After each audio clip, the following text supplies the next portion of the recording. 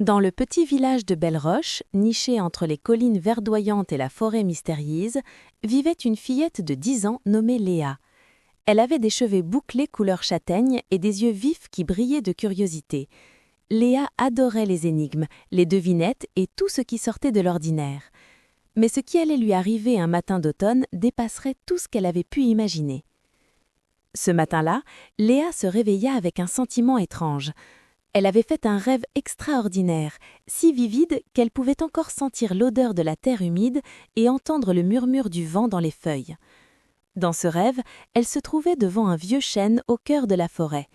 Une lumière dorée émanait de son tronc et une voix douce lui murmurait « Cherche les 3 clés de la sagesse et tu découvriras le trésor qui change les cœurs. » Au petit déjeuner, Léa raconta son rêve à sa grand-mère Marguerite qui vivait avec elle depuis toujours. La vieille dame laissa tomber sa cuillère dans son bol de chocolat chaud, les yeux écarquillés. « Le vieux chêne doré ?» murmura-t-elle. « Je n'ai pas entendu parler de lui depuis mon enfance. Ma propre grand-mère me racontait cette légende. On dit qu'il existe vraiment dans la forêt, mais personne ne l'a jamais trouvé. » Intriguée, Léa décida d'aller à l'école en passant par la forêt ce jour-là. En chemin, elle croisa son meilleur ami Thomas, un garçon aux lunettes rondes qui adorait les livres d'aventures. « Tu ne devineras jamais ce qui m'est arrivé cette nuit », lui dit-elle en lui racontant son rêve. Thomas l'écouta attentivement, puis sortit de son sac à dos un vieux livre qu'il avait emprunté à la bibliothèque du village. « Regarde, dit-il en ouvrant une page marquée d'un signet. « J'ai trouvé ça hier, c'est l'histoire des 3 clés de Belle-Roche. » Le livre racontait qu'il y avait très longtemps, un sage avait caché 3 symboles dans le village, la clé de la connaissance, la clé de la bonté et la clé du courage.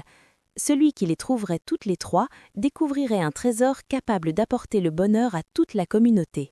Mais personne n'avait jamais réussi à résoudre les énigmes menant à ces clés. À l'école, Léa ne pouvait pas se concentrer. Elle dessinait des arbres et des clés dans son cahier. Madame Dubois, son institutrice, remarqua sa distraction et lui demanda ce qui la préoccupait. Léa hésita, puis décida de lui raconter son rêve. À sa grande surprise, Madame Dubois sourit mystérieusement et dit « Parfois, les rêves sont des messages. Si ton cœur te dit de chercher, alors cherche, Léa. » Après l'école, Léa et Thomas décidèrent de commencer leur quête. Ils retournèrent voir grand-mère Marguerite qui leur donna un conseil précieux. La première clé se trouve là où les mots dorment et les histoires s'éveillent. Les 2 amis se regardèrent, perplexes, puis s'écrièrent en même temps « La bibliothèque !» Ils coururent jusqu'à la vieille bibliothèque du village, un bâtiment en pierre couvert de lierre. Monsieur Bertrand, le bibliothécaire, était en train de ranger des livres sur une échelle. « Bonjour les enfants, que puis-je faire pour vous ?» demanda-t-il. Léa lui parla de leurs recherches. Le vieil homme descendit de son échelle et les conduisit vers une section poussiéreuse au fond de la bibliothèque. « Si vous cherchez quelque chose d'ancien, c'est ici que vous le trouverez, » dit-il avec un clin d'œil. Pendant 1 heure, Léa et Thomas fouillèrent parmi les vieux livres. Soudain, Léa remarqua un volume dont la reliure dorée brillait faiblement. Elle le sortit délicatement de l'étagère. Le titre était à peine lisible, « Les secrets de Belle-Roche ». En l'ouvrant, elle découvrit une page creusée à l'intérieur de laquelle se trouvait une petite clé en bronze ornée d'un symbole de livre ouvert. La clé de la connaissance. Un petit parchemin l'accompagnait, avec une devinette. Pour trouver la seconde, rends-toi là où les rires d'enfants résonnent et où l'on partage sans compter. Le parc, ou peut-être l'école, proposa Thomas. Mais Léa secoua la tête. Non, je pense que c'est la maison de retraite. Ma grand-mère dit toujours que le vrai partage, c'est de donner de son temps aux personnes âgées. Ils se dirigèrent donc vers la maison de retraite, les jardins du bonheur, à la sortie du village. En arrivant, ils trouvèrent les résidents installés dans le jardin. Madame Lefebvre accueillit chaleureusement les enfants. Léa lui expliquait leur quête. La dame sourit et dit « Vous savez, nous organisons justement un atelier de lecture cet après-midi. Les personnes âgées adorent quand les enfants viennent leur lire des histoires. Peut-être que votre réponse se trouve dans le partage. » Léa et Thomas passèrent l'après-midi à lire des histoires aux résidents. Monsieur Henri, un ancien marin aux yeux pétillants, leur racontait des aventures en mer. Madame Claire leur montrait comment tricoter. C'était un moment magique de partage et de rire.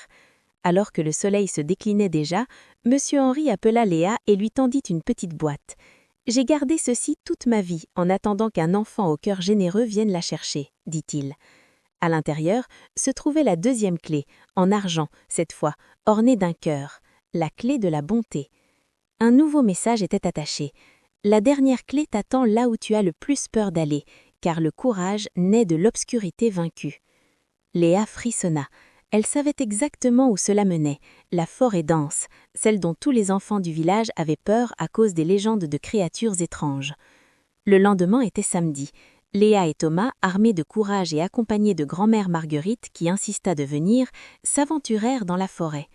Le chemin était sinueux et les arbres semblaient former des ombres menaçantes. Léa sentait son cœur battre fort, mais elle se rappela que le courage, ce n'est pas l'absence de peur, c'est agir malgré la peur. Après avoir marché pendant ce qui leur semblait une éternité, ils arrivèrent dans une clairière. Et là, majestueux et imposant, se dressait le vieux chêne de son rêve. Une douce lumière dorée semblait émaner de son tronc.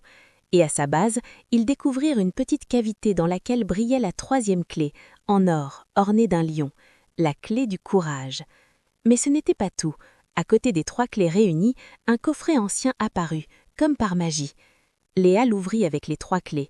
À l'intérieur, il n'y avait pas d'or ni de bijoux, mais de centaines de graines scintillantes et un parchemin qui disait « Le véritable trésor n'est pas ce que l'on possède, mais ce que l'on donne. Plantez ces graines dans votre village et elles feront fleurir l'amitié, la sagesse et la générosité. » De retour au village, Léa raconta son aventure à tous. Ensemble, les villageois plantèrent les graines magiques dans le parc, devant l'école, la bibliothèque et la maison de retraite. Au fil des semaines, de fleurs extraordinaires poussèrent, chacune dégageant une aura de paix et de bonheur. Les gens devinrent plus doux, plus patients, plus généreux. Le village de Belle-Roche devint célèbre pour sa joie et son harmonie. Léa comprit que son rêve n'était pas qu'un simple songe, mais une mission. Elle avait appris que la véritable richesse réside dans la connaissance partagée, la bonté offerte et le courage d'affronter ses peurs. Et chaque nuit, quand elle fermait les yeux, elle remerciait le vieux chêne doré d'avoir choisi de lui confier ce merveilleux secret. Le mystère du rêve n'était pas seulement résolu, mais il avait transformé tout un village, prouvant qu'un enfant courageux peut vraiment changer le monde.